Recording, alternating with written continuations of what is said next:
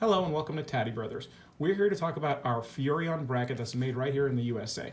Basically, if you've got one of these half-moon brackets on the back of your rig that looks something like this, made by Furrion, our bracket will be compatible. It's a plug-and-play, clean install with no tools required, other than very simple screws. So what you're going to do is you're going to take out these 4 screws right here, and you're going to be left with this.